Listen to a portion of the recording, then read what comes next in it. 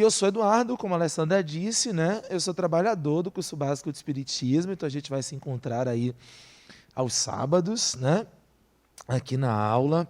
Estivemos juntos na aula inaugural. Vocês estavam aqui na aula inaugural? Estivemos juntos, fizemos o nosso abraço, né?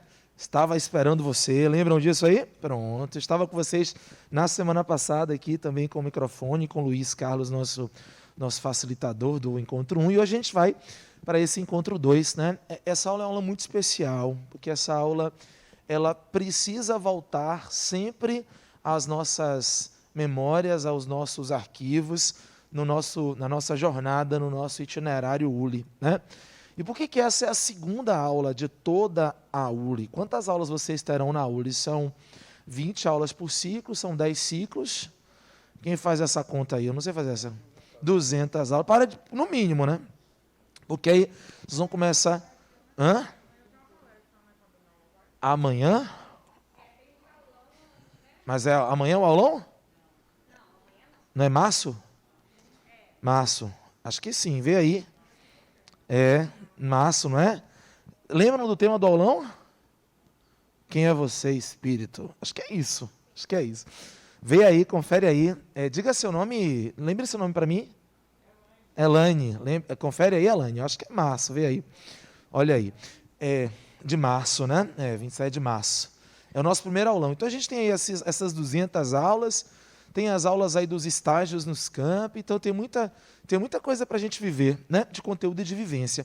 E esta é a segunda aula, que é uma aula muito significativa para a gente, e durante o percurso da nossa conversa vocês vão entender, né, a potência dessa aula. Não a potência dessa aula porque o facilitador está, né, puxando aí por interesse dele, mas a potência dessa aula porque, de fato, essa aula precisa nos atravessar, né? Nós precisamos nos implicar no processo que nós vamos viver. Algumas aulas aqui vão ser aulas mais expositivas, vão ser aulas mais técnicas, né? Por exemplo, daqui a pouco vocês entram numa sequência de aulas que, né, são bem técnicas, assim, de conceitos, de compreensão de alguns processos, né? Então, aulas sobre espíritos, aulas sobre processamento da reencarnação, né?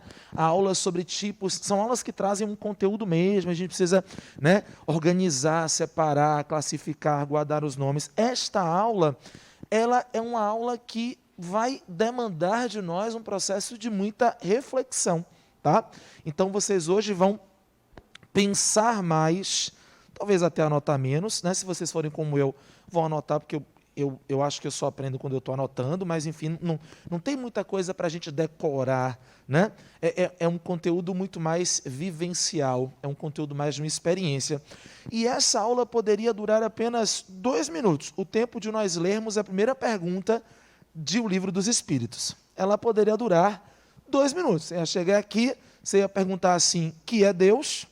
E daqui a pouco a gente vai discutir um pouco essa coisa do que é Deus, né? E por que não quem é Deus, por exemplo, ou o que. A gente vai conversar um pouquinho sobre o que é Deus.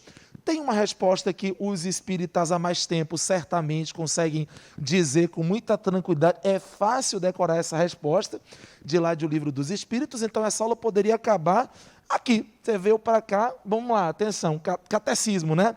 Quero saber que é Deus na visão do Espiritismo. Que é Deus? Aí você vai decorar a resposta, ou essa aula pode ter desdobramentos até imprevisíveis, né? Talvez você tenha vindo para cá com expectativa e a gente vá fazer uma pegadinha com você, porque a gente atraiu você para uma expectativa que talvez a gente vá, eu não diria frustrar, mas a gente vai dar uma mexida nos processos, tá? Então a gente tem um programa para cumprir nessa aula, a gente tem objetivos, né, dos quais a gente vai dar conta nesse encontro, a gente tem metas a alcançar neste encontro. Eu vou fazer algumas escolhas, alguns agenciamentos, né, entre pontos desse conteúdo, os quais eu vou aprofundar um pouco mais, e pontos desse conteúdo, os quais eu vou aprofundar um pouco menos, né, por conta das escolhas daquilo que eu considero ser o mais relevante deste nosso encontro, tá? Encontro, eu vou chamar de aula pelo vício, né? Eu sou professor fora daqui E eu vivo de dar aulas, portanto, eu vou acabar chamando de aula, porque eu sou professor, mas é uma conversa, tá? Daqui a pouco eu estou chamando vocês de galera, fazendo paródia, subindo aqui, né? Porque talvez a máscara do professor de ensino médio me tome. Eu estava vivendo uma experiência mais ou menos assim, porque eu tive um aluno, acho que no semestre anterior, aluno do curso básico, né? E eu fazendo aula, aquela coisa, aquela máscara que a gente põe para fazer a aula da ULA e do centro, né? E aí, né, o filho desse aluno também é meu aluno, só que ele é meu aluno no terceiro ano do ensino médio, foi meu aluno. E aí o filho falando de mim, né, meu professor e tal, e o pai falando do professor que ele tinha, pela coincidência do nome. Era o mesmo professor, só que eles começaram a brigar em casa porque não podia ser a mesma pessoa. Não, não é. Esse professor, esse Dudu que você está falando, não pode ser o Eduardo de lá do centro, né? Então, de vez em quando mas eu vou tentar me comportar no sentido de não. Foi o que a Alessandra falou. Foi o que a Alessandra falou no início, né? Então vamos conversar, vamos trazer as nossas experiências. É bem-vinda a participação de todos vocês, sobretudo na conversa que nós vamos fazer hoje. Então, as contribuições de vocês são muito bem-vindas, porque nós temos que pensar sobre o nosso processo para conversar sobre Deus. Para a gente aquecer, e isso é um aquecimento, talvez isso não choque ninguém, né? Talvez isso não choque ninguém. Didaticamente, a gente vai separar um pouquinho, né, essa ideia de nós vamos simplesmente começar a conversa, eu vou chamar de aula de novo pelo costume do cachimbo, deixa a boca torta, diz a tradição, né, popular. Então, didaticamente interessante que a gente comece nessa aula simplesmente fazendo a diferença entre espiritualismo e materialismo, né? Entre espiritualismo e materialismo. Nós não somos um espaço de discussão materialista, nós somos um espaço de quem se situa, né? Eu sei que a gente acaba usando muito essa ideia mas eu não estou falando, mas é porque meu tio é espiritualista, meu avô é espiritual. A gente não está falando muito na perspectiva de como cada um vai se percebendo espiritualista. A gente não está nem situando isso dentro de nenhum viés mesmo religioso e tal, nenhum viés de cultura, não. É só para dizer para a gente que a gente não é materialista, isto é, a gente pressupõe de que existe algo que está para além dessa matéria concreta, tangível, que a gente consegue perceber fazendo uso dos nossos 5 sentidos, os 5 sentidos do corpo físico. Nós, inclusive, falamos de outros sentidos, né? Nós, inclusive, falamos de outras dimensões, e nós, inclusive, falamos de outras percepções. Então, nós estamos num espaço que compreende que nós somos seres espirituais. Nós conversamos sobre isso lá no encontro passado. Inclusive, para dizer para você, que eu não sei como é que você se relaciona com isso, né? Mas a gente falou no encontro passado, né, sobre o espiritualismo, o espiritismo nesse tripé, né? Ciência, filosofia, religião, né? Luiz até trouxe isso na semana passada, como no Brasil a gente acaba, né, muito pela figura de Francisco Cândido Xavier, de Chico, né, tomando uma perspectiva mais religiosa também, mas a gente inclusive pode conversar sobre uma abordagem hoje de espiritualidade ou de espiritualismo, de espiritualidade, digamos assim, não necessariamente religiosa, né? Uma concepção de espiritualidade não necessariamente religiosa, uma concepção de Deus, inclusive, não necessariamente religiosa, né? Inclusive, a gente também fala muito para vocês isso, e no começo do curso básico a gente bate muito nessa tecla, que se vocês se engajarem na proposta dos saberes espíritas e se assim se identificarem como nós fazemos, né, ótimo. Mas se vocês entenderem que tudo que a gente está dizendo, do ponto de vista, né, de uma expressão, sei lá, religiosa, se alguém chegar para perguntar para você no censo qual é a sua religião, e você, por exemplo, não ficar à vontade, ou não quiser dizer, ou não fizer sentido você dizer que é espírita, para a gente está tudo bem, porque a nossa tarefa aqui nesta casa, que é uma casa espírita, não é necessariamente uma tarefa de formar espíritas, mas é uma tarefa de formar pessoas para que exercitem a autoconsciência da sua própria imortalidade. Ou seja, nós estamos preocupados em trabalhar para que as pessoas se percebam espíritos, né? Nós aqui, pessoas que trabalham aqui, nós que estamos aqui, nós usamos os saberes espíritas porque nós entendemos que esses saberes são os que melhor nos instrumentalizam para dar conta dessa nossa realidade de quem é espírito. Mas Se não é a sua onda, tá tudo bem, porque o mais importante é que você se perceba espírito, né? Por isso que a gente é uma universidade livre do espírito e não universidade livre espírita. Vocês ouviram isso de Adenauer na aula inaugural, vocês ouviram isso de Luiz sábado passado, estão ouvindo isso e vão ouvir isso o percurso inteiro, né? A gente se relaciona com essa percepção da imortalidade com os saberes que o Espiritismo nos trouxe, né? Mas aí cada um vai fazendo o seu percurso. Até porque, nesta conversa, nós vamos falar sobre fé, nesta conversa nós vamos falar sobre prece, nesta conversa nós vamos falar sobre uma série de coisas que vão tocar nessa esfera do religioso, né? Embora o objetivo não seja necessariamente a gente falar sobre religião. Então, o primeiro passo é a gente situar nisso aqui. Eu estou trazendo coisas bem iniciais, porque não é da nossa pretensão, né, esse aprofundamento. Tá? Então a gente pode até, poderia até, se fosse o caso, discutir os diferentes materialismos, né? O materialismo histórico, o materialismo dialético, o materialismo nihilista. A gente tem alguns materialismos. O Luiz também trouxe isso no encontro passado, quando citou aquele contexto em que o Espiritismo surgiu, mas a gente não tem muito essa pretensão. A gente hoje está com uma pretensão que é uma pretensão mais vivencial. Tá? Eu estou dizendo isso no começo porque eu acho que esse alinhamento de expectativas é muito positivo até para a gente se avaliar no percurso do processo que a gente está vivendo. O André Luiz Peixinho, né, num artigo curto lá nos documentos da FEB, né, na Federação Espírita do Estado da Bahia, ele simplesmente, e eu estou tomando uma coisa muito inicial mesmo, ele, olha, na concepção materialista, né, no materialismo, todas as coisas são compostas de matéria, e a gente até vai discutir matéria nas próximas aulas, tá, mas matéria no sentido mesmo mais imediato aqui, dessa coisa dos 5 sentidos, e todos os fenômenos são seu resultado. Quer dizer, todos os fenômenos são explicados e são explicáveis no plano da imanência, no plano material, no plano físico, né? Os materialistas podem se situar nesse lugar. A gente até conversava sobre isso na segunda, né? Sobre a busca de Deus por quem não diz querer em Deus, né?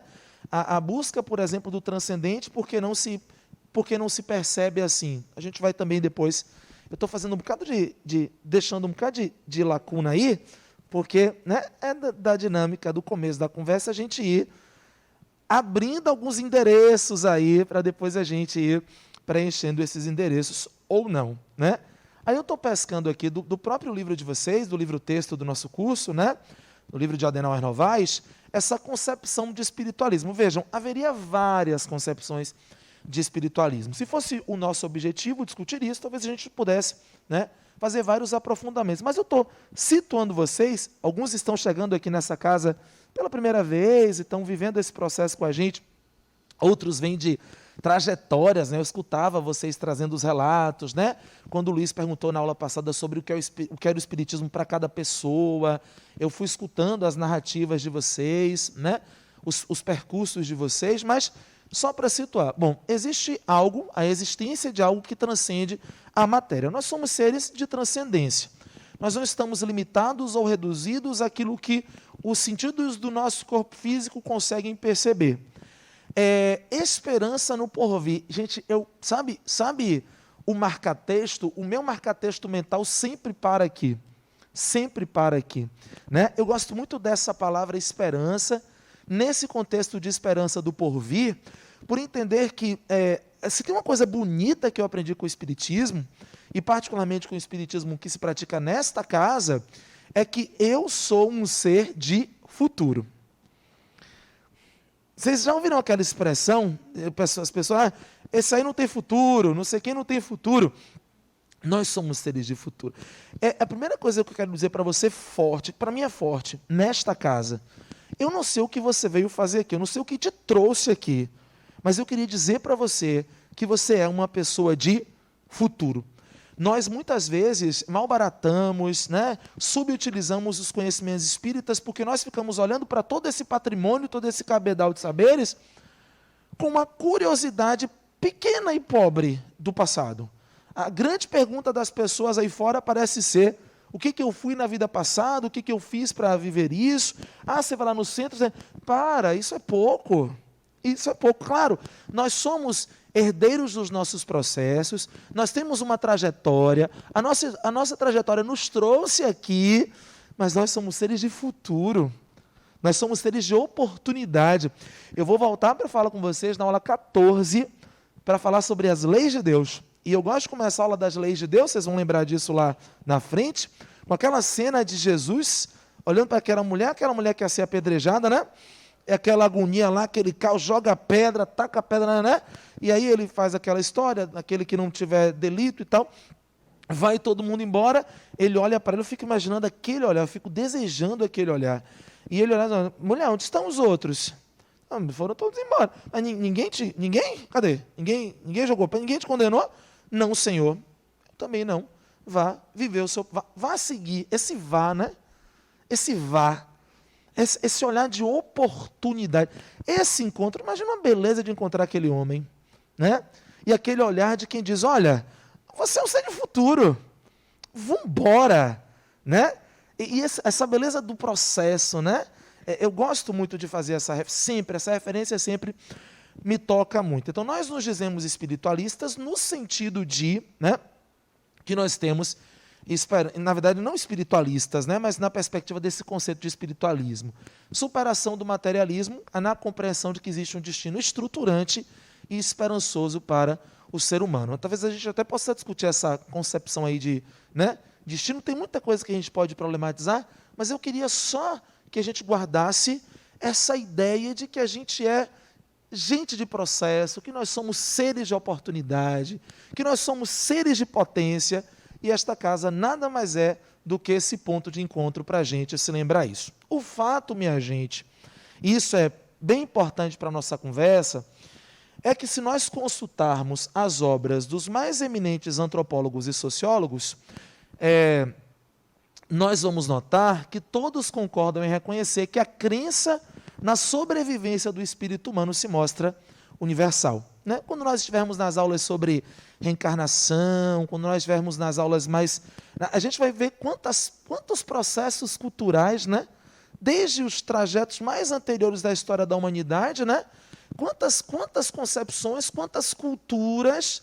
Né? Isso não é domínio do Ocidente, isso não é domínio da tradição judaico-cristã, mas quantas culturas que não apenas creem e experimentam a perspectiva da sobrevivência do espírito à morte do corpo, mas que organizam toda uma vida cultural, né, em torno disso. Então, os ritos de enterro, de sepultamento, né, os templos, enfim, todo um processo cultural que diz, olha, nós suspeitamos e nós estamos, talvez a grande questão da humanidade, né, nós estamos aí tentando dar conta dessa grande questão de que, por exemplo, né, quanto tempo a vida humana dura, né, se essa vida humana, por exemplo, se limita apenas à saúde ou à vida do corpo físico. Então, se a gente fizer uma análise muito breve, não precisa de nenhum tipo de aprofundamento, se a gente dá uma olhada nas práticas culturais, tem muita gente na história da humanidade, quase todo mundo, digamos aí, né, muita gente dizendo, crendo, experimentando essa ideia de que o espírito sobrevive, né, àquilo que é a limitação do próprio corpo físico. Só que aí começa o nosso problema. Aí começa o nosso problema. Por que começa o nosso problema? Porque nós vamos ter agora que, diante desse contexto, admitir que em toda essa cena que a gente está levantando, né, de imortalidade, de transcendência, de sobrevivência do espírito e tal, nós vamos precisar pensar sobre que mecanismo está na base de todas essas coisas, né? E aí nós vamos começar, de fato, o nosso conteúdo mais forte de hoje, que é o que nos trouxe aqui, Deus. Deixa eu te fazer uma pergunta. Você tem aí um papel? Se você não tiver, você pode levantar a mão que a gente vai entregar para você. Você tem caneta? Se você não tiver, sinaliza também. A gente preparou para a gente fazer uma dinâmica bem breve, bem até previsível, né? A Alessandra, a Sueli vão nos ajudar. Tá? Se você quiser usar o seu material, pode usar o seu material, né? Se não, pode usar essa folha. Eu já vou te dizer que você não vai precisar entregar isso, tá? Não é um exercício, não é uma prova, tá? Você não vai precisar mostrar para ninguém, isso é um exercício seu. Mas esse exercício vai nos ajudar durante todo o encontro de hoje, beleza? A Alessandra está passando com a folha, Sueli está passando com a caneta, tá? E a gente vai fazer uma dinâmica muito rápida para a gente poder começar a motivação dessa conversa de hoje, tá certo? Vamos lá. Lá no fundo. Bom dia para quem foi chegando depois. Que bom ter vocês aqui. Que alegria. Vou refazer a pergunta que a Alessandra fez lá no começo. Enquanto a gente está recebendo o material, tem alguém que está aqui com a gente hoje e que é aluno de outra turma? Aluno da turma de segunda, de terça, de sexta? Ótimo. Como é seu nome? Lucimar, tudo bom? Você é de que turma? Segunda-feira. Quem mais? Você? Tudo bem, Aline? Segunda também? Isso, só para o pessoal faltou aula segunda, porque não queria ver o facilitador, chegou aqui, o mesmo facilitador de segunda. Tinha que escutar, gente, tá vendo aí, ó? Ó para isso, que cilada. Já sabia? Ah, foi? Ah, olha a responsabilidade. Quem mais é de outra turma? É de outro dia. Tudo bom? Como é seu nome? Oi, Renata, você é de que dia? Terça-feira. Mais alguém é de outro dia? Não? Pronto, a gente fica chamando assim para acolher vocês, para seduzir vocês para o sábado. Mentira. Vai ficar de sexta, cara? Como é seu nome? Raimi? Você está na sexta-feira. Beleza, Raimi. Você sabe que os espíritos mais evoluídos que chegam aqui fazem aula na sexta, né? Porque o pessoal vai para o sextou, e o pessoal vem para cá estudar. Então, tanto é que quem trabalha na sexta, quem estuda na sexta vira logo trabalhador. Tá ali a linha que não nos deixa mentir ali, ó. Aí, ó. Ô, Aline, já coloque lá no seu recrutamento. Raimi? Raimi. Já estamos com um candidato. Gente, todo mundo registrou presença? Pronto. Então vamos lá. Vamos agora fazer um exercício do seguinte. Tenta dar uma... Se quiser fechar os olhos, acho que vale, tá? Dá uma seguradinha um pouquinho, dá uma respirada mais... Aquele exercício que a gente sempre faz, né? Aquela respiração mais consciente. Se nutrindo, se enchendo de ar, puxando o ar, retendo um pouco, soltando lentamente, só para a gente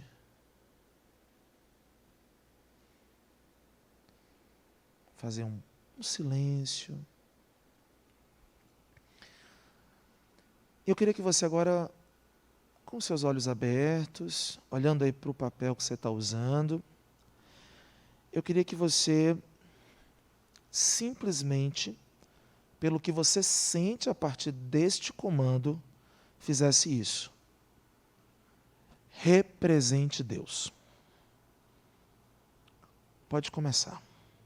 Como você quiser, como você sentir. Se não quiser que o seu colega do lado veja, vira discretamente. Você não vai precisar mostrar isso para ninguém. Você não vai precisar entregar isso para ninguém. Não é uma prova, não tem gabarito, não tem resposta certa. Eu quero que você transfira para o papel, como registro mesmo, somente isso. Represente Deus, como você sentir. Palavras, desenhos, dobraduras, dentro das limitações do material que a gente te deu, represente Deus. Eu vou te dar 2 minutos para fazer isso. Quem já fez, olha e se concentra no que acabou de fazer. 2 minutos para a gente fazer isso.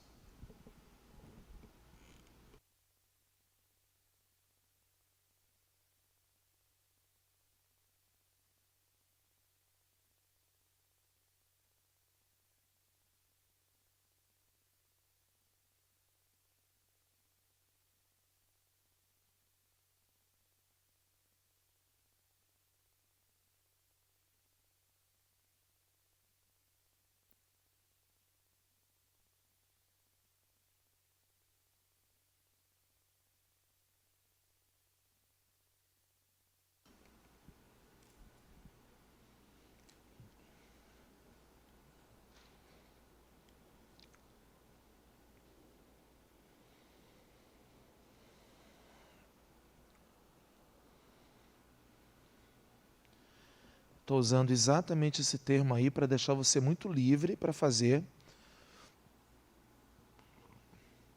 dentro da sua experiência.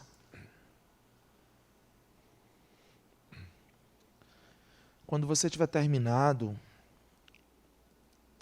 demore um pouco contemplando isso. E eu também uso a palavra contemplar intencionalmente para você se dedicar a uma atenção ao que você fez.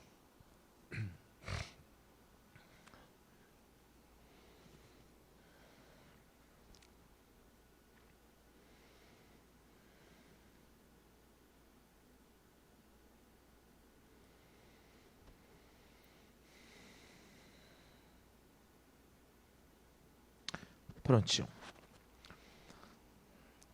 Começou a aula agora. Eu disse agora há pouco, no comecinho da aula, que se a gente quiser sair daqui com uma resposta pronta e fechada, a gente tem. Tá? A gente tem.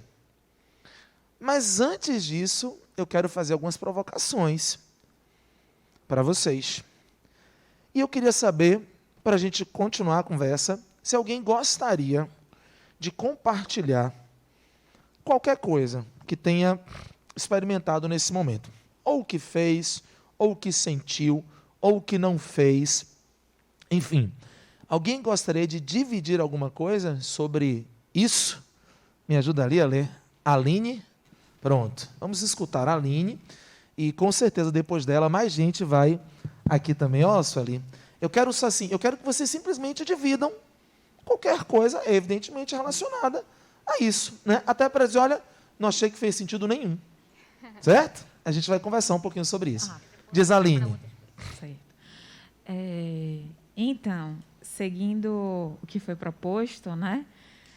Eu me concentrei para pensar nessa representação de Deus. E aí eu achei muito esquisito, porque veio uma imagem de uma árvore com frutos e muitas palavras, que foi o que eu coloquei. Primeiro eu me questionei disso, porque eu falei, Deus seria uma pessoa, porque eu pensei numa árvore. Mas eu falei, não, vou seguir o que eu estou sentindo e o que veio.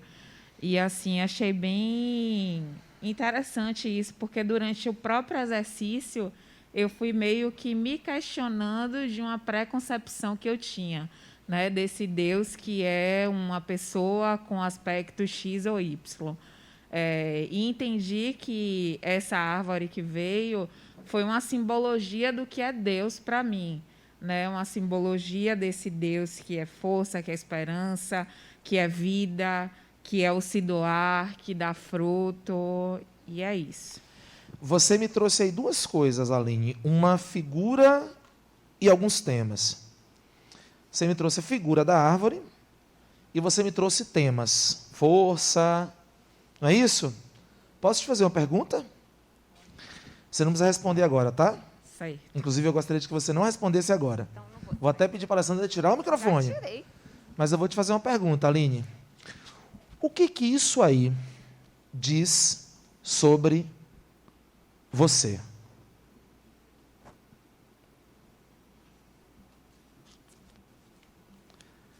Essa é a pegadinha. Essa é a pegadinha. Essa é a hora em que a gente coloca ali na conversa um kkk. Vocês, como diriam os meus alunos do ensino médio, vocês caíram no distrator. Porque a gente trouxe vocês aqui dizendo que a gente ia falar sobre Deus. A gente não vai falar sobre Deus. A gente vai falar sobre a gente. E sobre quanto da gente a gente projeta no que a gente diz ser Deus. Vamos seguir. Aqui. Tá pensando aí, Aline? Pegou aí, Aline? Daqui a pouco eu volto. Repete seu nome, desculpa, Elaine? Elaine. Elaine. Diga, Elaine. Eu fiz um sol, oxigênio, vida, amor, criador de tudo, o meu protetor e quem me trouxe aqui. O que é que isso diz sobre você? Não, ainda não. O que a representação de um Deus protetor pode, por exemplo, dizer sobre Elaine? E aí deixa eu contar uma coisa para vocês.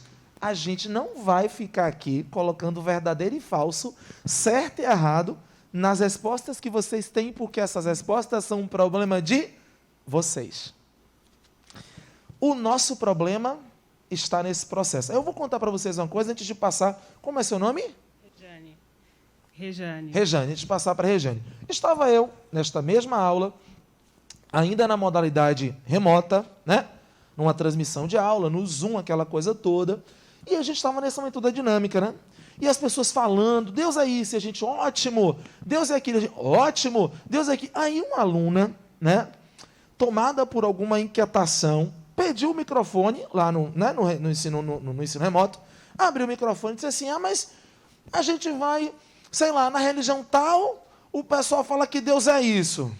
A gente vai na religião tal, o pessoal fala que Deus é isso. A gente vai num lugar tal, o pessoal fala que Deus é isso. A gente chega aqui, a gente fala que Deus é isso. Se vocês falam que está tudo certo, não está muito confortável para vocês, não? Não está muito sedutor, não, porque não tem ninguém errado. Todo mundo chega e diz o que pensa, e vocês acham que Deus é tudo isso. Eu vim para cá, estou exagerando um pouco, eu vim para cá para vocês me dizerem o que era Deus. O que vocês dizem que é Deus? Porque eu preciso saber. E ela achou que isso era eu precisei discordar dela.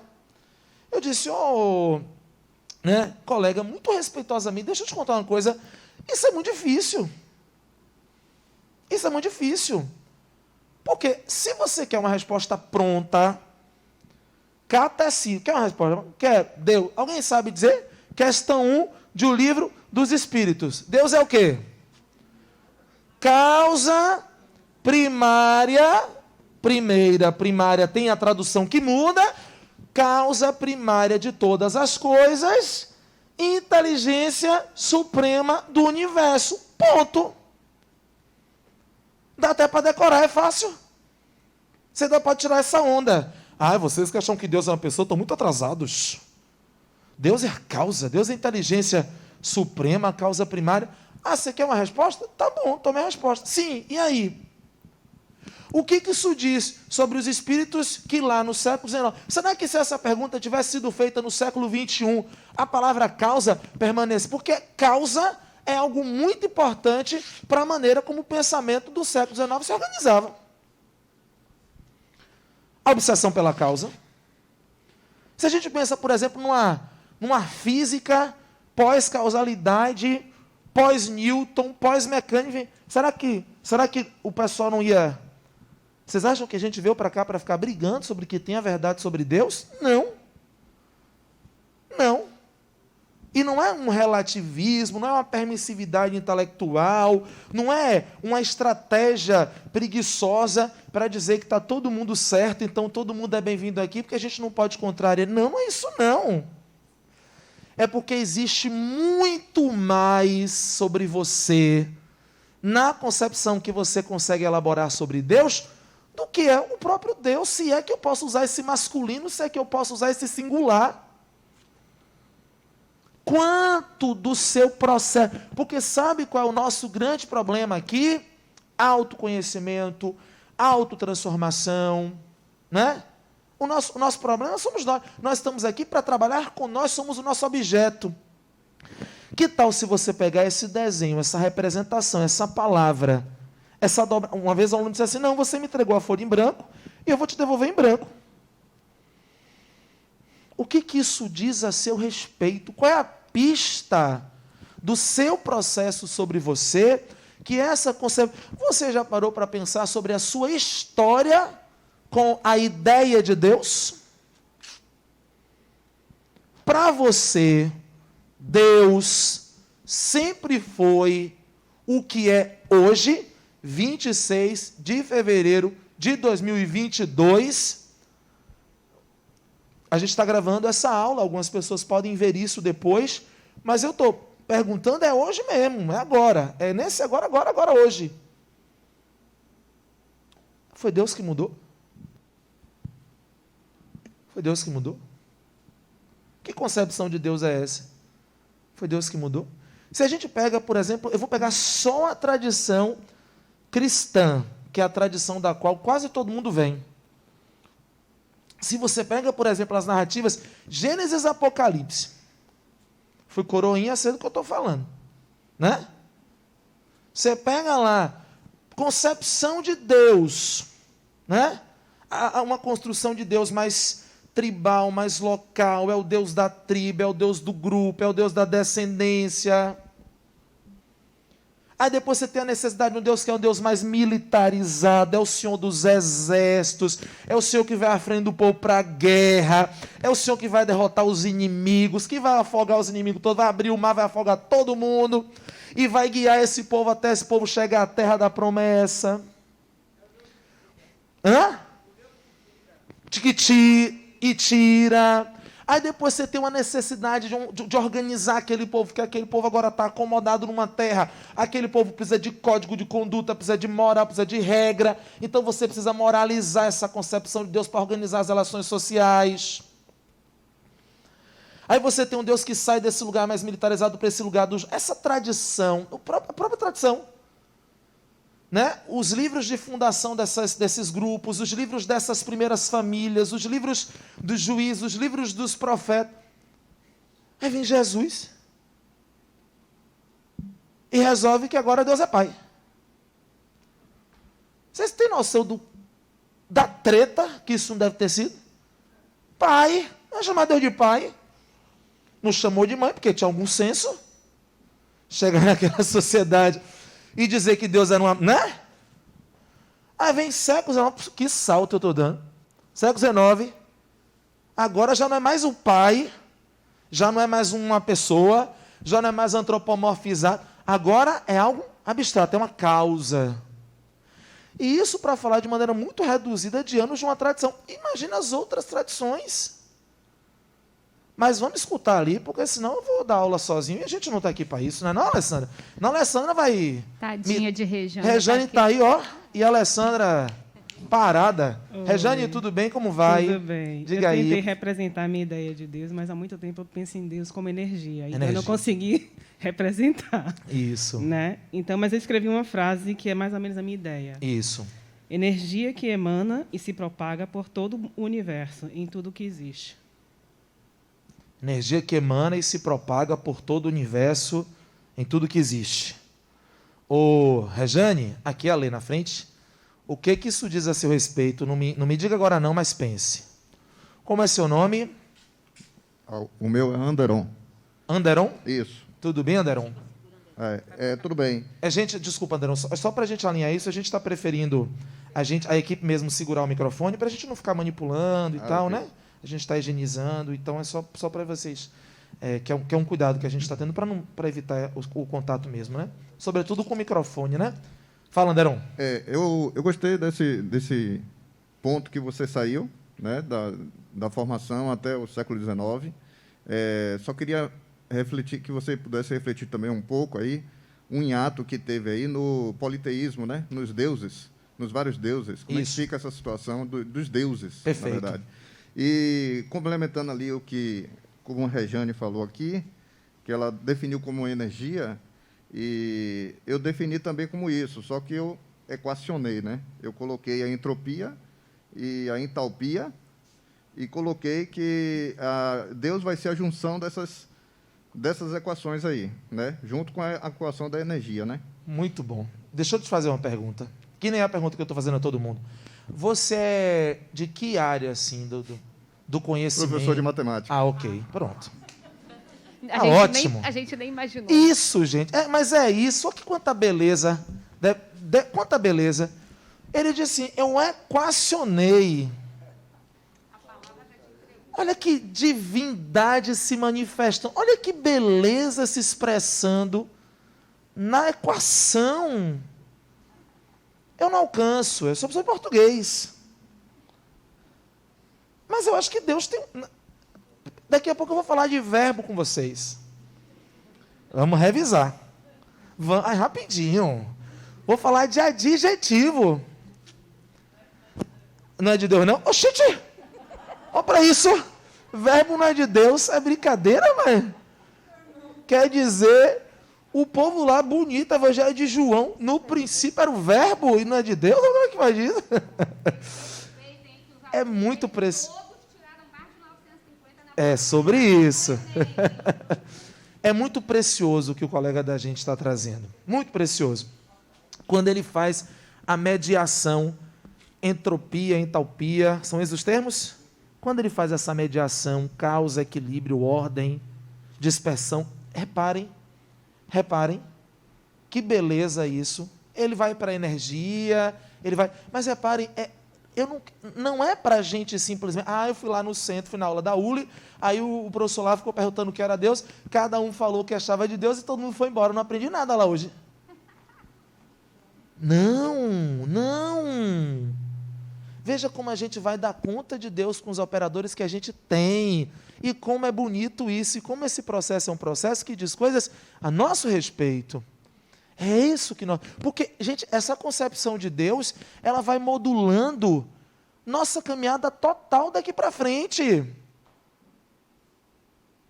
Eu vi o Anderon, acho que Deus é um pedagogo. Vocês já ouviram falar em... Todo mundo fala isso no meio espírita, a gente fala das provas e das expiações, né? Não fala disso? Bom, se Deus é um pedagogo, eu estou mudando completamente minha concepção de prova. Porque eu não sei como é que foi a relação de vocês na escola, mas eu tenho muitos colegas, professores, que transformaram a prova numa oportunidade de vingança. Acerto de contas. Tá certo, você está conversando, né? Deixe na prova para você ver o que vai acontecer com você. Vocês fizeram um teste relâmpago na escola? Aí, todo mundo traumatizado. Aquela hora que que o pro manda te destacar um papel, destaque um papel. O que é isso? Isso não é educação, isso é vingança. Isso é vingança. Se eu compreendo que Deus é um pedagogo, o papel do pedagogo não é... O que o pedagogo faz? Cria situações de aprendizado. O papel de um professor numa sala de aula, que não é só dar conteúdo, até porque hoje o conteúdo está muito fácil, tem nada que eu, como professor de português, diga na minha sala de aula para meus alunos de 17 anos que os famosos dos edutubers não digam Nós, professores, estamos até com a autoestima detonada, porque a gente, durante o tempo, passou a vida inteira achando que era a gente que tinha domínio de conteúdo, e hoje a gente está. Porque está todo mundo produzindo conteúdo. Mas o que me diferencia como educador? É o conteúdo que eu comunico ou a situação de aprendizado que eu crio? Porque eu estou indo para a sala de aula, me preparei para isso, para criar situações de aprendizado. Ora, se Deus é um pedagogo, é um educador, quando eu estou passando por uma prova, aquilo é uma oportunidade muito privilegiada de aprendizado, não um acerto de contas. Eu sou professor de português, já disse isso algumas vezes, sempre que eu tenho um texto bom, importante, eu quero que a pessoa leia aquele texto. O meu aluno, eu não coloco no módulo, eu não coloco na apostila, eu não coloco no slide, eu coloco onde? Na prova. Por quê? Porque na prova ele lê. Porque na prova o celular está desligado. Porque na prova não pode conversar com um coleguinha. Porque a prova é o máximo de atenção que eu consigo da criatura. Então, se ele está atento, eu vou aproveitar que ele está atento e botar uma coisa importante para ele ler. Se você veio aqui para essa casa, porque você está passando por uma prova, preste atenção, porque o Criador, o que criou você, o nome que você dê, está chamando você para conversar. Está dizendo assim, preste atenção. É doído, é difícil, é horrível, é sofrido. Quase ninguém vem aqui porque simplesmente acordou um dia, recebeu, que dia iluminado, que maravilhoso. Eu estou muito feliz, então eu vou... Normalmente, os caminhos que nos trazem aqui são caminhos muito desafiadores. Não é porque a gente está vivendo, só se aconteceu com vocês. Mas a gente chegou aqui, todo mundo destruído, esbagaçado. estamos aqui fazendo uma linha de gente, né, só porque a máscara está dando uma disfarçada. Estamos em processo. Só que a gente vem para cá para prestar atenção. E não é para prestar atenção à aula do facilitador. Não, o facilitador tem um papel. Mas é para a gente, olha, que texto é esse que eu preciso ler nessa situação? Então isso tem a ver com uma concepção de Deus que vai, por exemplo, dizer que eu estou reencarnando para aprender, não para pagar. Veja que muda. Veja que muda. Então, a gente está começando essa conversa porque a gente precisa dizer para você, olha, existe muito na sua concepção de Deus, aí a gente diferencia Deus da ideia de Deus. Então, a ideia, o motivo dessa aula é a gente falar da ideia de Deus. Que é a sua ideia, porque afinal de contas, Deus a gente não vai conseguir penetrar tanto, não. Eu vou falar um pouco dessa coisa do politeísmo também que você trouxe, tá? Mas deixa eu escutar aqui. Como é seu nome? Meu nome é Carla. Olá, Carla. Eu, há uns 10 anos, mais ou menos, eu estive aqui, estava na Uni, por motivos pessoais eu tive que sair. Minha caminhada foi, depois da Uni, foi para São Paulo e fazer um curso e me profissionalizar. Eu sou restauradora. Então, eu trabalho com matéria. Eu não posso escolher, como restauradora, eu não posso escolher que matéria eu vou restaurar como profissional. Sim. Tanto eu faço a parte catolicismo como umbandista. Sim. E eu aprendi nesses 5 anos... indo para São Paulo, eu sou formado pelo Museu de Arte Sacra de São Paulo. E a gente vê muitos relatos de obras sendo restauradas, a pessoa estar na UTI e a obra começar a chorar. Entendeu? Isso acontece. Uhum. Então, para mim, Deus é o quê? É todo material e imaterial. Entendeu? Porque Sim. aquele São Francisco pode não dizer nada a alguém, mas pode dizer tudo a outra pessoa. Sim. E, mesmo assim, ter a mesma importância, entendeu? Sim. Sim. E outra coisa que eu discordo um pouco, se a gente é espírito do futuro, é porque existiu um passado. Não sei se é porque eu trabalho com restauro, mas todo baseamento vem do passado. Sim. Entendeu? Para a gente estar aqui, precisou várias coisas acontecerem no passado. Uhum. Era isso. Não, duas coisas super preciosas, várias coisas preciosas na sua fala. Vou começar pelo final. Nós temos um passado, sim. Nós somos herdeiros de nós. E o que nós temos aqui é exatamente o arquivo do que nós somos mesmo, né? Então, quando eu trouxe lá no começo, não sei se você já estava aqui, na hora que eu comecei a falar, acho que sim, mas quando eu falo, por exemplo, de que não é simplesmente a gente... Não é uma negação do passado. Se isso ficou aí, não é isso, tá? Mas é porque tem uma coisa que a gente aprende muito nessa casa, que é trocar a pergunta, né? Porque as pessoas fazem muito uma motivação a partir daquilo que é o porquê das coisas. E o porquê nos coloca numa perspectiva muito retrospectiva, né? E tem uma coisa muito importante sobre... A gente vai tratar disso também, sobre fé, sobre oração, né? Talvez a nossa oração não seja muito no sentido de negar o passado, não, mas de nos dar a condição de lidar com ele de maneira saudável, no sentido de construir novas possibilidades a partir disso. Então, a gente não... Né? Sim. Eu tive a ULI há não sei quantos anos atrás. Sim. Minha cabeça hoje não é a mesma. Sim. Quer dizer, o processo já... A concepção é totalmente diferente. Entendeu? Mesmo não ter só feito o primeiro estágio. Sim. Entendeu? Minha concepção hoje em dia é totalmente diferente. A ULI também já não é mais a mesma, né? Porque as pessoas que fazem a ULI também já... Não é isso? sobre esse processo, sim. E outra coisa que ela traz, que eu acho muito preciosa para a gente, quando ela vê Deus nessa relação do material e do imaterial, né? E da maneira como a gente concilia essas realidades, porque não é uma negação acho que a experiência dela como restauradora é muito potente também nesse sentido. Não é uma negação do material. Não é um conceito de acesso de que, olha, esse corpo físico. Não. Tem uma coisa que vocês vão ouvir muito falar na aula, que é assim, perguntinha básica. Essas perguntas básicas que a gente sempre usa, né? Qual é a vida verdadeira? Qual é a vida mais potente? É a vida material ou é a vida espiritual? Nenhuma das duas. As duas igualmente. A vida verdadeira é a vida do espírito, que se exerce na matéria, no corpo que tem, no corpo que usa, ou não, mas não é, e aí eu acho muito potente isso.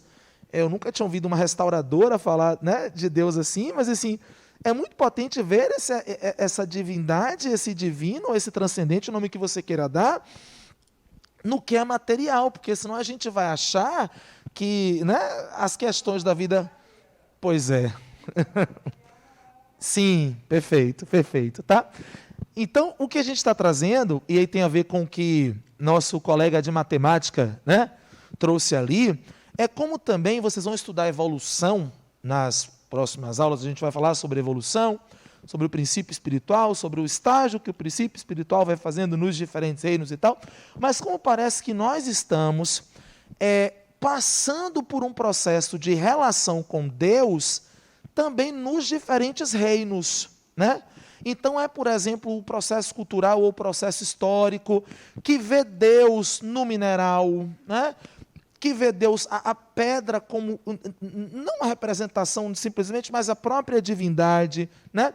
Essas culturas que se relacionam com essa expressão de Deus que está no material, que está no totem, que está no concreto, que está no mineral, que está na pedra, né?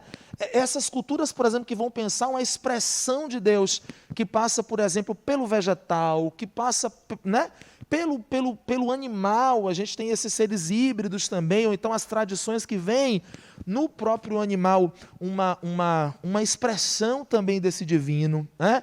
As tradições politeístas, que é exatamente aquilo que Anderon trouxe, né?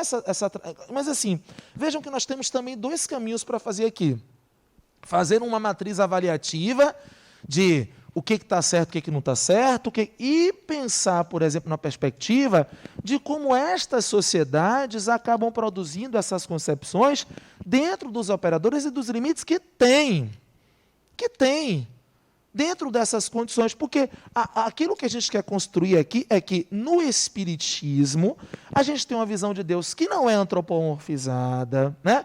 Não é uma pessoa, né? A gente já respondeu a pergunta, daqui a pouco vai aparecer, mas a gente começar a pensar, quando a colega traz que ela fez ULI há um tempo, ela tem aí entre a primeira ULI e a segunda ULI uma trajetória, e essa trajetória dá outros horizontes de possibilidades, de perspectivas, né? Porque a gente vai sempre ver com os operadores que a gente tem. Por exemplo, alguém está olhando para esta tela. Deixa eu procurar aqui só um pequeno... Vamos olhar aqui para cá. Deixa eu passar aqui, vou passar essa tela. Daqui a pouco eu volto para isso. Pronto. Alguém está vendo nesta tela, por exemplo, uma oração intercalada que está separando o sujeito do verbo. Está vendo aí a oração subordinada? Está vendo aí? Não estou vendo, não?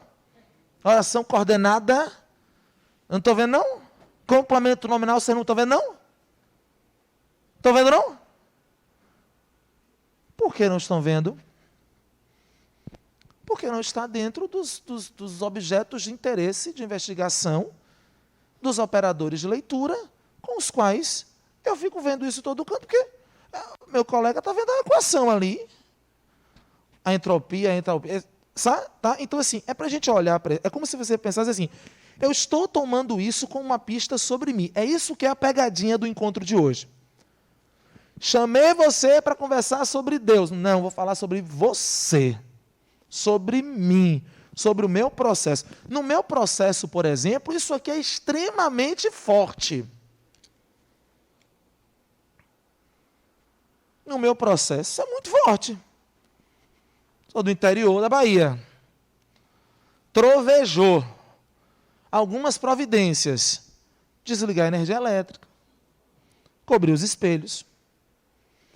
Algumas pessoas correm para tirar os objetos metálicos. Ficar em silêncio. Embaixo da cama.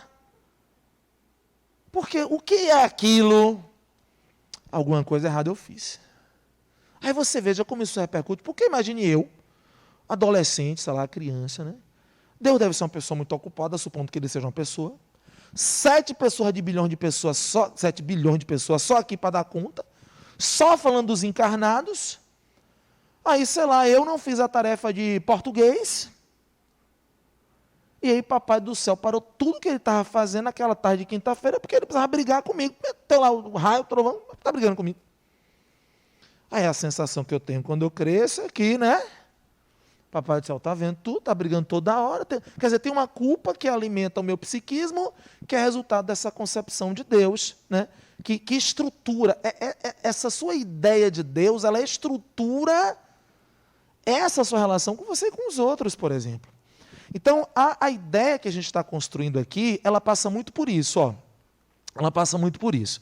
Né? Nós já tocamos um pouco nesse avanço, mas ela passa muito por isso aqui. Isso é um trecho de Joana de Ângeles, né, por Divaldo Franco, que diz assim, Allan Kardec, comentando Kardec, né? Allan Kardec, mergulhando nas nobres inquirições filosóficas, nas fontes sublimes da espiritualidade superior, recolheu por meio dos imortais que Deus é a inteligência suprema, causa primária de todas as coisas, que é a pergunta 1 de O Livro dos Espíritos.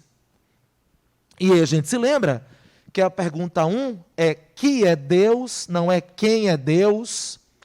Né?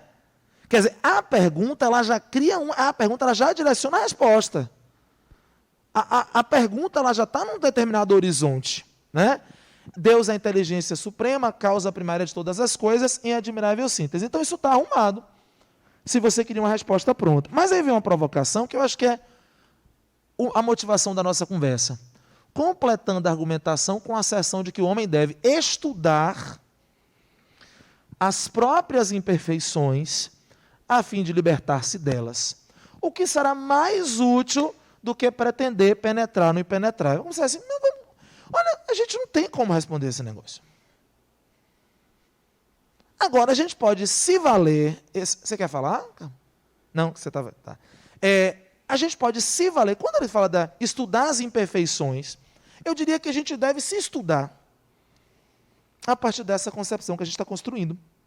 Né? Porque, veja, vamos falar de gramática, chegou a hora. O pessoal do verbo ali, ó, que não é de Deus.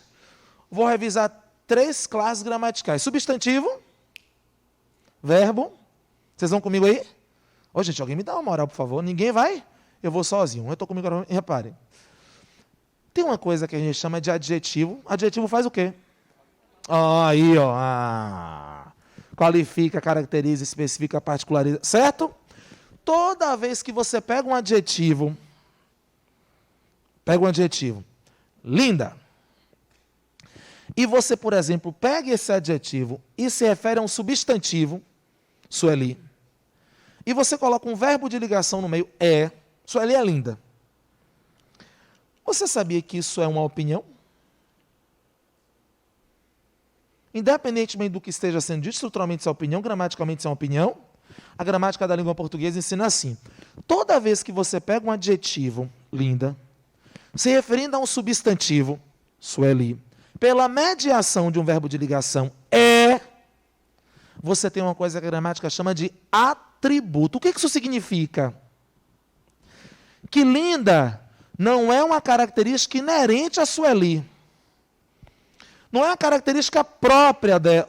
Viu, Sueli? Mas é uma atribuição. Professor é gente perversa. Você chega na sala e fala assim, para maltratar os alunos. Mas como é que foi a prova, gente? A prova foi péssima. Sim, por isso que é prova, porque para ser... Tá. E aquela questão, pro professor, errei a questão 2. Você errou a questão 2? Errei. Você errou aquela questão fácil. Olha a maldade que está nessa fala. Tem uma maldade aí. Não tem, não? Você errou aquela questão fácil? Fácil é uma perspectiva. Fala aí, se não é. Mas na hora que eu coloco assim, aquela questão fácil, fica aparecendo que fácil é uma característica própria do ser. Ninguém discute isso, não parece que é uma opinião do professor.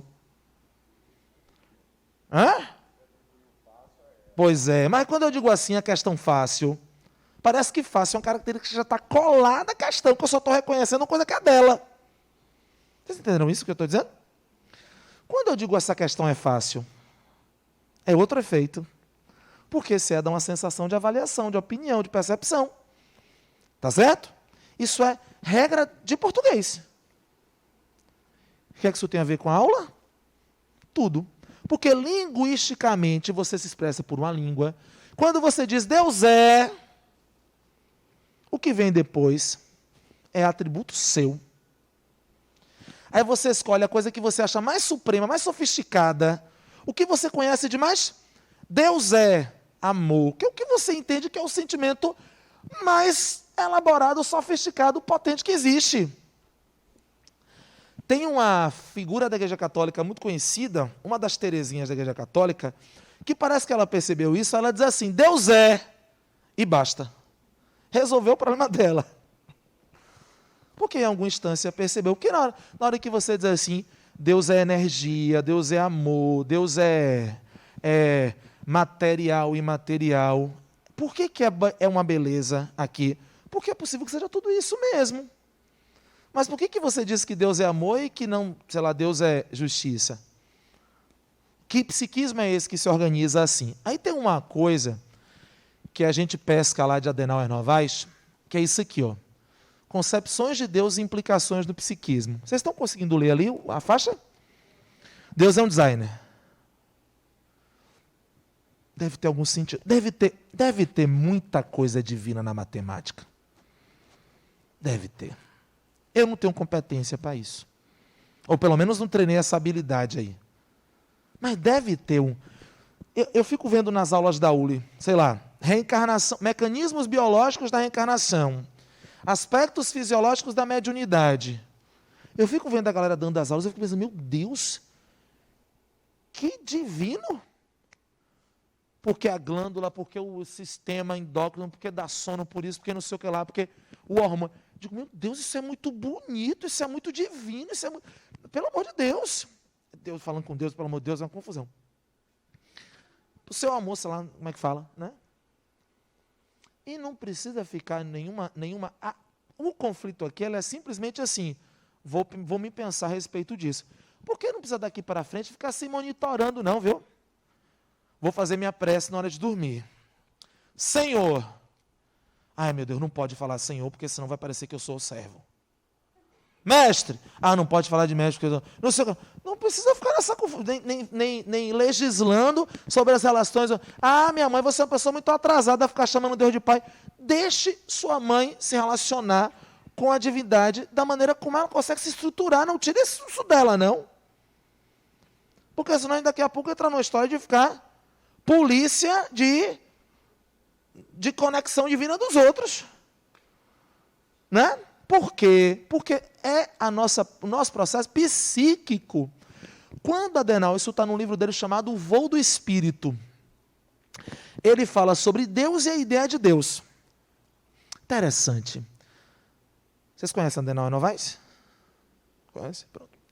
Você pega um livro de Adenauer, você pega os livros dele, o jeito como ele vem falando de Deus vai mudando. Faz uns anos que ele chamava de o Criador, como se fosse a coisa mais... Parece que uns 2 anos para cá ele reviu isso. Os livros mais novos saem assim, o que nos criou, com O maiúsculo. O que te criou, o que nos criou. Quer dizer, tem uma ideia que existe um processo de criação, mas parece que o Criador ainda é muito... né? Personificado ainda é um masculino, ainda é um singular. Certo? Veja, tem uma trajetória da história dele com a concepção de Deus que ele tem que é diferente. Só que nesse livro ele fala assim, dessas concepções de Deus e dessas implicações do psiquismo. Aí olha o que ele faz, tá? Ele traz uma certa concepção de Deus, tipo, para mim, Deus é punitivo, Deus julga os atos humanos segundo preceitos morais. Aí ele observa que essa ideia de Deus, isso é muito forte para o nosso encontro hoje, tá? Deus e a ideia de Deus. Tem um convite daqui a pouco para você fazer com Deus. Mas vamos falar um pouquinho da ideia de Deus. Daqui a pouco eu vou fazer uma proposta para a sua relação com Deus, se você me permitir. Mas a gente está problematizando a nossa ideia de Deus. Então, olha, eu acho isso muito interessante. Olha o que ele faz. Ele propõe que o sujeito que enxerga Deus desse jeito se organiza assim. O sentimento de culpa. Ora, Deus punitivo, eu estou culpado o tempo todo. Estou devendo o tempo todo. Reorganiza a mente para a ocorrência futura de alguma experiência desagradável, punitiva, considerada justa e merecedora, para que venha trazer alívio ao culpado, pois se considera um infrator que agiu contra o Criador. Eu estou sempre em dívida, tenho uma marca, um processo de pecado em mim, estou devendo ao Criador, que é um pouco o problema da ideia do conceito mais clássico de religião, né? Que aí você fala que religião é uma religação, porque você foi rebaixado, você cortou seu laço, você já nasceu com defeito, então você tem que passar a sua vida inteira tentando se religar, porque a gente não usa muito esse operador aqui, a gente prefere entender que religião é atitude para com o sagrado. Diferente dessa necessidade, mas eu estou culpado o tempo todo, então que venham as dificuldades, porque afinal de contas eu tenho que aliviar essa culpa. Né? Deus generoso, esse é ótimo. Não tem aquela história de que Deus criou o homem à sua imagem e semelhança? Mas se a gente fizer uma investigação cuidadosa disso, a gente vai perceber o inverso, né? Nós estamos criando a imagem de Deus, a nossa imagem e semelhança. Ou a partir dos operadores que nós temos. Olha esse aqui. Deus generoso, esse é maravilhoso. Concessor de benesses, de bênçãos, sempre beneficiando os seus filhos. Aos que o amam, Ele dá enquanto dormem. É ótimo. Que aí fica, né? Postergação de decisões. Soluções mágicas, tudo se processa conforme ideal de vida, em que mecanismos solucionadores vão acionar para que fatores serão acionados, para que fatores externos venham salvar a pessoa. Ou seja, tem uma falta de protagonismo nosso aí, né? Essa concepção. Deus Pai, ao mesmo tempo protetor maternal, visando a restabelecer a proteção quase perdidamente, estrutura para sacrifícios, né? Deus rígido e disciplinador e juiz absoluto, personalidade julgadora, cobradora do comportamento alheio. A mente se estrutura para trazer à consciência parâmetros rígidos. Eu não quero me aprofundar, porque o objetivo não é esse. É só para dizer para você, para talvez até facilitar para você, esse convite que a gente está fazendo, que é, veja de que maneira seu psiquismo se organiza a partir das pistas de como você concebe Deus. Mas isso é muito complexo, a gente tem pelo menos 5 anos de ULI para fazer isso. Pelo menos. Vocês vão ver que a gente entra aqui achando que a gente vai fazer 5 anos, mas aí a gente vai descobrindo que tem muita coisa, né, para a gente construir nesse processo. Tem outra ideia, Deus todo amor, né? A crença maquia a realidade pela ausência do contraditório. Essa é muito interessante, porque é uma concepção que não admite o mal. A mente se molda de tal maneira que a maldade nunca é pessoal, pois é atribuída a um agente externo, o único responsável por tudo de ruim. Então, eu não sou capaz de produzir o mal, não sou capaz de desejar o mal. Não sou, porque Deus é amor, eu também sou só amor, eu sou amor da cabeça aos pés, então eu não... E aí o que a gente precisa compreender, e é um convite que essa casa faz, é a gente começar a agenciar melhor as nossas antinomias, os nossos contraditórios, os nossos paradoxos, as nossas realidades de luz e sombra, porque nós somos sombra também. Nós somos sombra também. Tem uma fala que é atribuída a Clarice Lispector, é sempre muito tenebroso falar de Clarice Lispector, porque todo mundo bota qualquer coisa na conta dela, né? E quase tudo que circula na internet como sendo dela, bom, enfim.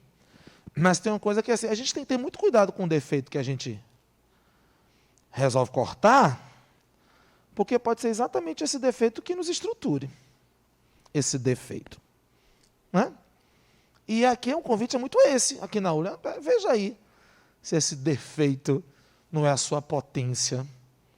Eu fico falando e me lembrando de Jesus, quando ele retoma um verso do Antigo Testamento e diz, olha, a pedra que os construtores rejeitaram tornou-se a pedra angular, a pedra fundamental, a pedra central.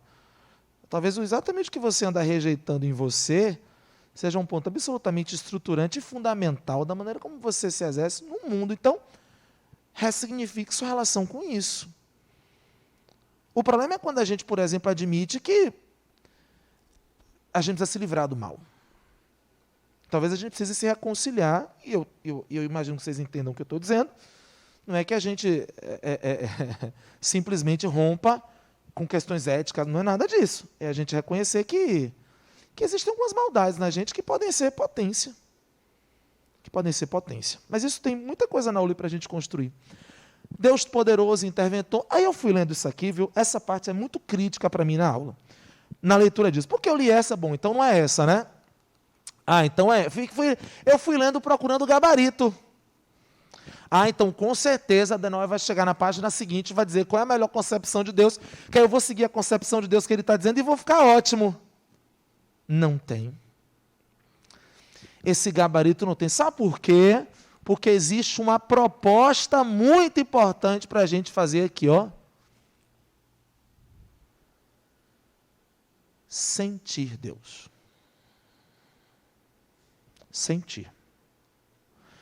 Fazer uma experiência sua. Experimentar. Ser parte, potência dessa coisa, desse ser, dessa equação, dessa energia. Porque se você viu isso em Deus é porque você tem. A gente não vê o que a gente não tem. Se você viu equação em Deus, é porque você tem competência para lidar com equações. Você é um matemático. Isso que você está vendo em Deus é a marca dele em você. Você é isso. Sois deuses. A gente faz as ressalvas a essa fala, mas entende isso. Esta marca está em nós. Esta imago Dei, esta self, enfim. Essa marca está em nós. Esse percurso está em nós. Isso nos diz respeito. Nos diz respeito. E aí eu vou fazer duas perguntas para você, que são as seguintes, que são as perguntas mais fundamentais dessa conversa.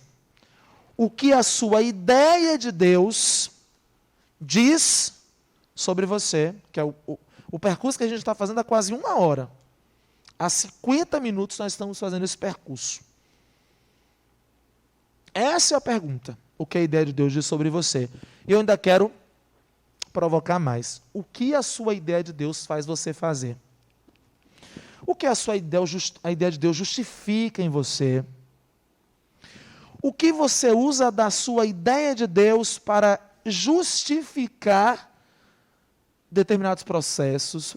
Quanto você tem atribuído a Deus, que na verdade é uma ideia, e como essa ideia sustenta aí certas conduções. Eu gosto muito desse trecho, é um trecho dos primeiros documentos, né? Das crônicas iniciais do achamento do Brasil. Eu gosto muito dessa parte que diz assim, na história da província de Santa Cruz lá, né? Do Gândavo. A língua de que usam toda pela costa é uma descrição dos habitantes, né? Dos indígenas. A língua de que usam toda pela costa é uma. Ainda em certos vocábulos diferem algumas partes, mas não de maneira que se deixem se entender. Carece de 3 letras, convém a saber, não se acha nela fé, nem lê, nem rê. Coisa digna de espanto, porque assim não tem fé, nem lei, nem rei, e desta maneira vivem desordenadamente. Esse estranhamento cultural, né? Olha, não tem fé, não tem fé, não tem lei, não tem rei. Quer dizer, é muito interessante. A gente que estuda esses documentos da fundação, do encontro, do achamento, como a visão daquele pessoal que chegou aqui, talvez até a gente, né? A gente estava naquele bolo de repente lá, é muito afetada por uma narrativa de paraíso, de natureza. Os caras chegam aqui, tipo, né, naquele momento, os portugueses, eles olham, é o paraíso, é o Éden. Porque a natureza é muito isso, né? Só que aí eles têm uma questão, que é uma equação que eles não conseguem fechar lá no período colonial. A natureza é paradisíaca, mas o povo... E aí, como tem uma diferença, a gente fica muito nessa equação, nesse contexto. É um exemplo, só para pensar que a nossa concepção de Deus também é base de um ordenamento social, porque por mais que eu não acredite em Deus, eu não me relacione com essa concepção de Deus dominante, eu estou me relacionando em processos sociais que são processos sociais muito estruturados a partir dessa concepção de Deus que é mais fundadora. Sua concepção de Deus afeta a sua relação com bem e mal. Com bem e mal, sua noção de bem e mal. Né? A gente vai conversar sobre isso, repito, na aula 14, as leis de Deus. Eu volto para fazer essa conversa na aula 14. As leis de Deus, acho que é a 14, né? Não sei se é a 14. É a 14 a lei? As leis de Deus, né? Mas essa concepção está colocada aqui, essa concepção de moral, ó, essa ideia de moral. Porque eu sei que isso também dá um outro problema, porque nem todo mundo concorda com os mesmos conceitos de moral e de ética, né? Tem um abrigo que é moral, o que é ético e tal, mas assim, pensa no que é do coletivo. Moral como sendo o que é do coletivo, né? Do coletivo. E como esse processo é um processo também histórico. Porque existem, por exemplo, coisas que hoje são morais e que talvez na nossa encarnação anterior eram imorais. Existem hoje coisas que são legais que talvez na nossa encarnação anterior fossem ilegais. Existem coisas hoje que são imorais e que na nossa próxima encarnação vão ser morais, vão ser até regra. Porque a moral é do coletivo. Aí a gente quer convidar você para um processo ético. Um processo de coerência com a sua identidade essencial. Um processo de coerência com a sua designação. Não se assuste se nessa casa você escutar alguém substituindo noções de bem e mal pelos conceitos de adequado. Adequado. Não se assuste. Mas isso é spoiler das próximas emoções. E é claro que a minha concepção de Deus tem relação com a minha fé. Com a sua concepção de fé. Quando eu falo em fé no Espiritismo, eu digo assim, eu gosto muito disso aqui. A fé cega não é mais deste século. Revisão da aula passada lá com o nosso amigo Luiz. O Luiz está lá no fundo ali, ó. Olha lá, Luiz, ó. Bom dia, Luiz. Olha o professor Luiz ali, ó. Revisão da aula passada. Espiritismo, mais ou menos, qual é o século? Só quero o século, não quero o ano de publicação de Livro dos Espíritos, que aí... Qual é o século? 19. É 19? É do 19. A fé cega não é mais do século 19? Ou não era do século 19? Imagine do 21. Imagine do 21. Ora, é precisamente o dogma da fé cega que faz hoje o maior número de incrédulos, porque quer se impor e exige a abdicação de uma das mais preciosas prerrogativas do homem. O raciocínio e o livre-arbítrio. Raciocine. Raciocine. Claro, dentro dos limites de civilidade e de respeito. Não precisa concordar com tudo que eu estou dizendo. Mas não vai pegar, jogar a cadeira em mim enquanto eu estou falando, né? Ninguém vai fazer isso aqui, a gente está exagerando, a gente adora um exagero. Mas pense, repercuta, discorde, mas não pelo simples exercício de discordar. Porque pode ser que os seus A gente teve aqui nessa sala, por exemplo, alguns depoimentos. Aí você pensa, o horizonte do depoimento de um matemático, o horizonte do depoimento de uma restauradora. Não sei se vocês são só isso, tá? Se eu estou reduzindo vocês a esses dois papéis aí, mas assim, né? Gente aqui nessa sala que está no Espiritismo desde que nasceu. nasceu em casa espírita. E gente que talvez esteja aqui clandestinamente, escondido. Escondido. Minha família não pode saber que eu estou aqui. Nós tivemos um relato assim essa semana. Linda, a aluna numa busca belíssima. Olha, o pessoal não pode saber que eu estou aqui. Não, tá preservada. É exatamente isso. A gente sempre, quando era nova, olha, cuidado, você contar as histórias de sua família, porque o povo está em casa vendo, daqui a pouco você está querendo problema para você. Né? Mas nós temos os nossos percursos, os nossos horizontes, os nossos operadores. Tem coisa que não vai fazer sentido para você. Vamos negociar com isso, vamos conversar sobre isso. Né? Essa casa, por exemplo, é uma casa em que o conhecimento da psicologia é muito forte. Eu não tenho formação de psicologia, eu leio, presto atenção, pergunto alguma coisa, mas não sei falar. Vai ser uma vergonha, um vexame. Eu prefiro trazer, olha, uma vez eu fiz um seminário quadrenal sobre Jesus. Fazer um seminário quadrenal, Jesus. Eu não tinha o que fazer, eu fui fazer análise sintática das orações subordinadas do Evangelho. Era para falar do arquétipo divino. Aí a Dana anotou, eu disse, o arquétipo divino está no mais, que é uma conjunção adversativa de aula de... mas isso não é uma preguiça sua? Não é disso que a gente está falando, é que a gente precisa colocar também as nossas marcas no nosso processo, porque, afinal de contas, no Espiritismo, a fé é raciocinada em bases lógicas, claras e emocionais. Uma vez um aluno perguntou para mim assim, esses emocionais aí, eu digo, eita, aí dei aquela enroladinha, devolvi a pergunta para ver se eu ganhava tempo para responder.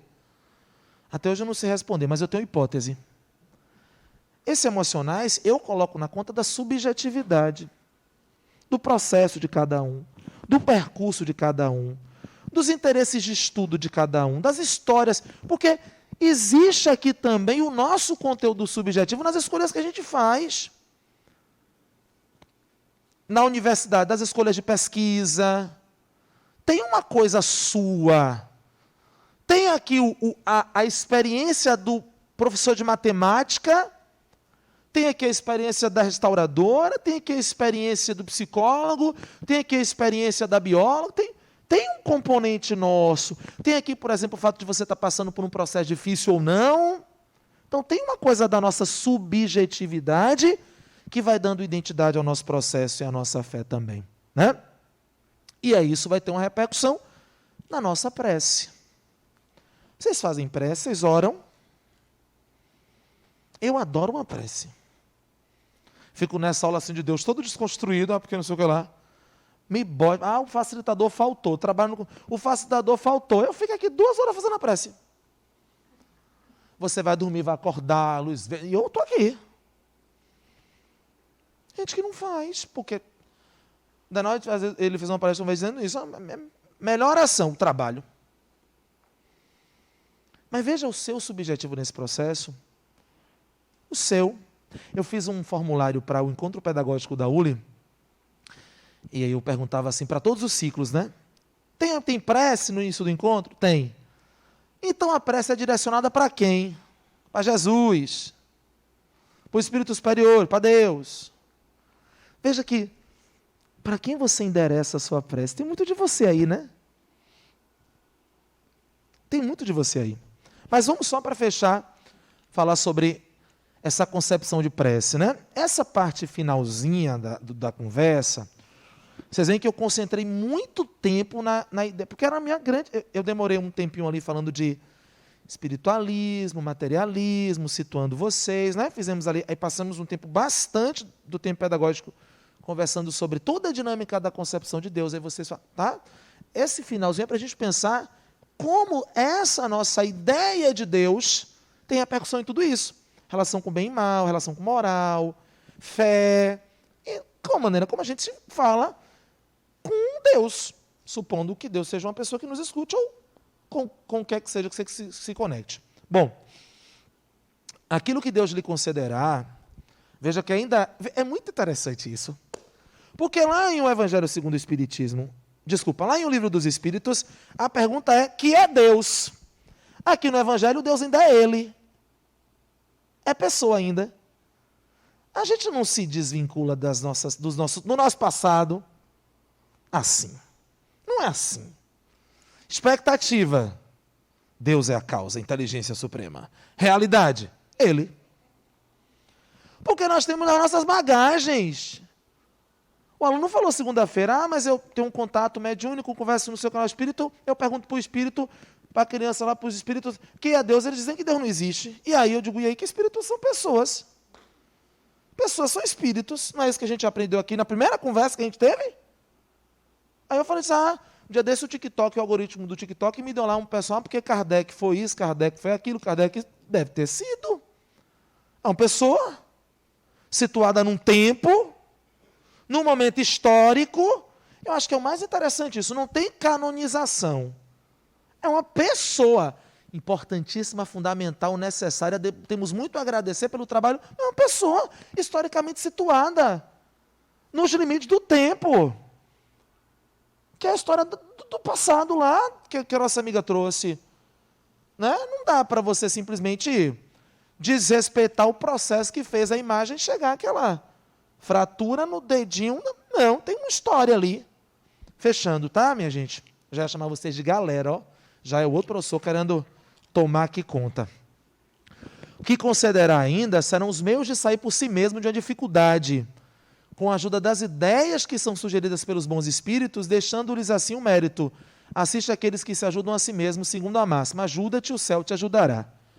E não aqueles que tudo esperam de um socorro estranho, sem fazer uso das próprias faculdades. Você veio para cá para aprender a usar as suas faculdades.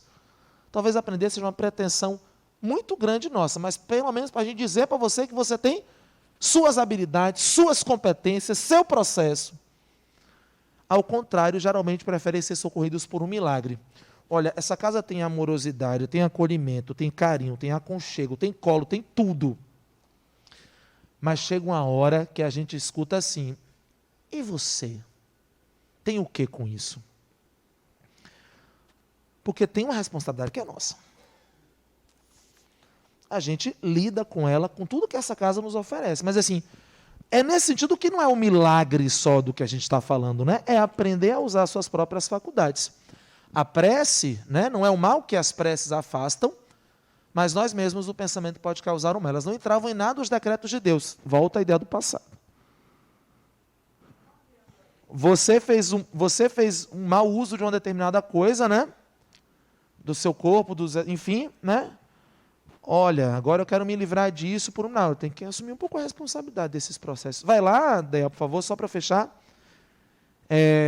Eles não entravam em nada os decretos de Deus, nem suspendem o curso das leis da natureza. Impedem-nos de infringir essas leis, dirigindo o nosso livre-arbítrio. Pode falar. As imagens sacras, elas foram concebidas pelo seguinte, porque existia os apóstolos, a Igreja Católica foi criada, mas o povo não sabia, não palpava. Sim. Entendeu? Então foram criadas as imagens. Só que não é as imagens que fazem milagres. Sim. É a energia que circunda nela. É a mão que o devoto segura. Sim. A imagem que transmite a energia. Sim. E é essa energia que faz os milagres. Nós vamos conversar sobre isso também mais para frente. Tem uma coisa de mediunidade aí também, de psicometria, tem uma coisa da relação do que a gente imprime a esses objetos, né? Exatamente. A gente vai conversar sobre isso mais para frente. Gente, fechou aí? Pronto. Muito obrigado pela atenção de vocês. Eu passei do tempo. A Sandra já está aqui me olhando, me censurando. Ô, Rodrigo, você devolve rapidinho a tela, ou já foi? Já foi? Não volta mais? Nunca mais? Tem como voltar a tela rapidinho? Ah, vai voltar? Ah, muito obrigado. Então, muito obrigado pela atenção de vocês, né? Vão relevando as bobagens. A gente com o microfone é um perigo. Vai falando um bocado de coisa, daqui a pouco se perde no personagem. Mas a intenção a essa experiência era essa aqui. Só para a gente revisar, tá? Só essa separação que foi bem discreta, mas intencionalmente, entre nessas duas percepções. a compreensão de que a gente situa o espiritismo dentro dessa percepção espiritualista, na concepção que a gente usou no começo da conversa, até porque a palavra espiritualista ela, né, é bastante potente, outros significados em outras redes. Esse entendimento de que a concepção de Deus vem sendo construída pelo homem ao longo de sua trajetória evolutiva, isso era muito forte para mim, muito precioso. Eu queria que isso ficasse bem intenso mesmo. Esse entendimento da visão espírita de Deus completamente destituída de antropomorfismo e percepção de que o universo é sua consequência. E aqui tem uma ressalva para a gente, né? Entendimento da visão espírita de Deus e da visão de espíritas, né, de Deus. Porque a gente tem que separar um pouco aquilo que é espiritismo na perspectiva do que está colocado e aquilo que são os espíritas, as pessoas dizendo. Né? Quem é que pode falar pelo espiritismo? Kardec. Né? Kardec falou pelo espiritismo. A gente vai... Então, às vezes, a gente está dizendo uma coisa que é a visão do espírita, para você pensar nessa subjetividade, percepção de que o bem é a finalidade última e que ele se apresenta em diferentes níveis de compreensão, que tem muito a ver com a nossa relação com a concepção de Deus. A prece, como esse elemento de comunicação com Deus, também é afetada por essa relação e essa fé que se consolida pela razão. Tá? Eu só queria terminar com isso aqui, que para mim é muito precioso, desejando para a trajetória de Júlia e de vocês, essa ideia de que o correr da vida embrulha tudo, de vez em quando a gente... E aí já é uma mensagem de acolhida também, de equipe, né? Nessa agonia, nessa correria, nesse caos, nessa confusão, né? O correr da vida embrulha tudo, a vida é assim, esquenta, esfria. Tem dia que vai chegar aqui feliz, maravilhoso, tá dando passo em todo mundo, tem dia que vai chegar aqui, né? Mas venha, só venha, viu? Venha, é só isso. Sai de casa e venha. O resto é do processo, né?